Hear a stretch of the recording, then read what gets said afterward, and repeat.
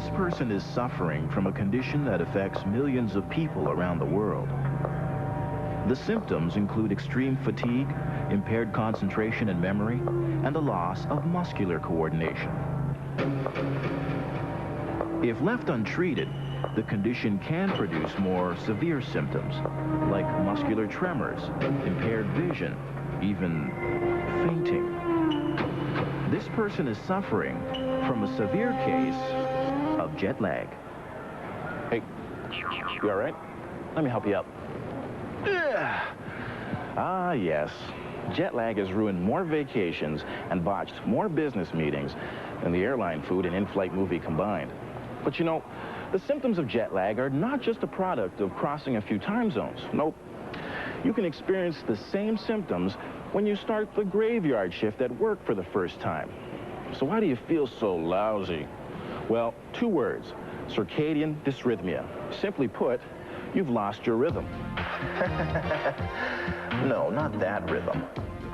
Circadian dysrhythmia refers to your circadian rhythm, otherwise known as your daily body rhythm.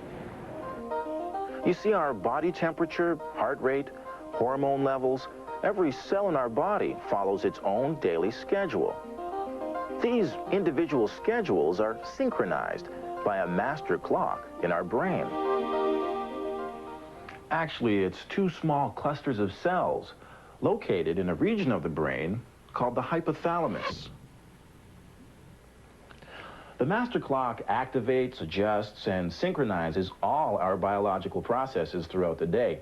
It controls everything from brainwave activity to the production of urine. Excuse me. Hey, where are you going, Mark? As well as coordinating our biological processes, the master clock ensures our processes are in sync with the world outside. Light levels, meals, work schedules, and alarm clocks are all cues the master clock uses to set the daily rhythm of our bodies. Think of your circadian rhythm as a symphony your body plays each day.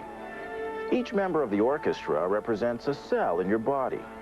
The sheet music in front of them represents the individual schedules they have to follow. Now, orchestrating all these different schedules is the master clock in your brain, or the conductor.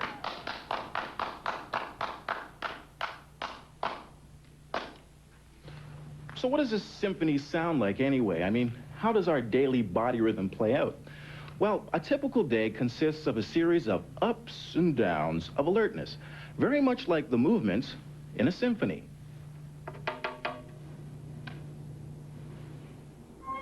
The day starts off at a moderate tempo. Your level of alertness begins to rise, along with the level of pain-killing hormones in your body. In fact, numerous studies have shown early morning to be the least sensitive time for pain.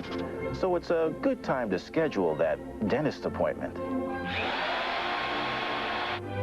From about 10 a.m. through noon, the pace really picks up. Your alertness is at its peak. It's a good time to organize, plan, and deal with complex problems. Jelly-filled or the glazed? From about 2 p.m. to 4 p.m., the pace really slows down. It's that time of the day when you feel like taking a nap. It's called the post-lunch dip, but it has little to do with how much you ate at lunch. We actually have a natural urge to sleep during these hours. Around 5 p.m., the pace picks up again. Your alertness returns, your long-term memory peaks, and your body temperature starts to rise. In fact, the best time to exercise is between the hours of 5 and 7 p.m. Your muscles are warm, and your hand-eye coordination is at its peak.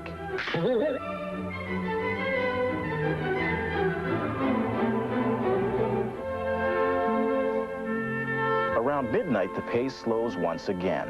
Your level of alertness begins to drop and eventually bottoms out between 3 and 6 a.m. Not a good time for any tasks that require hand-eye coordination. If you're smart, you'll be in bed.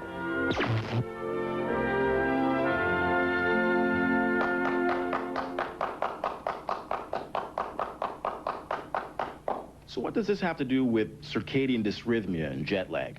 Well, when the orchestra and conductor are in sync, we have rhythm. The symphony sounds... Magnifico! Mwah! But what if we replace the conductor's master music score with a new one, but forgot to replace everyone else's? Then how would the symphony sound?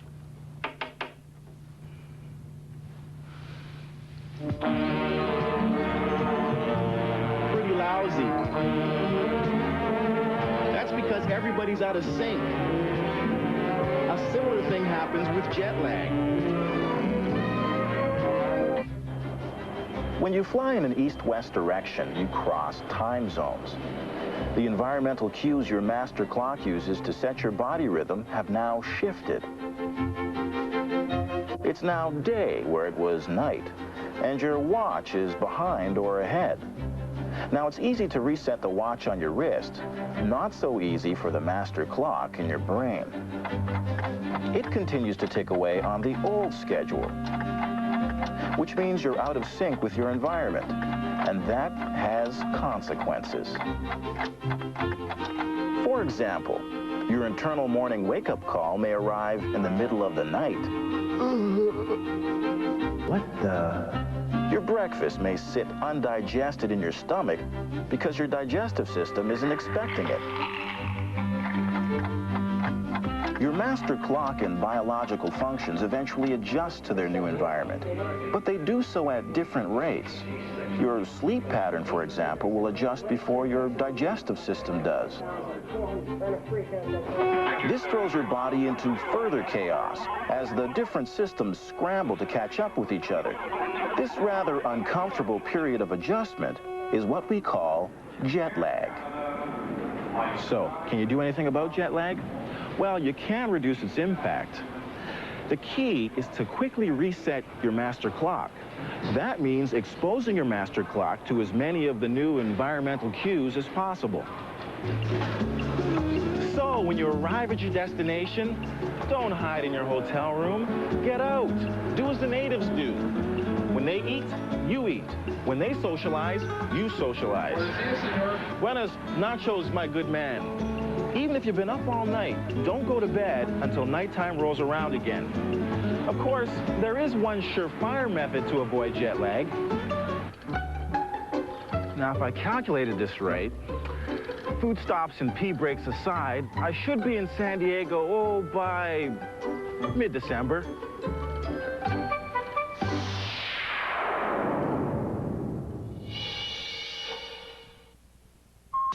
So what does this have to do with circadian dysrhythmia and jet lag? Well, when the orchestra and the conductor are forgetting their lines, are in sync, we have rhythm. Okay. Magnifico!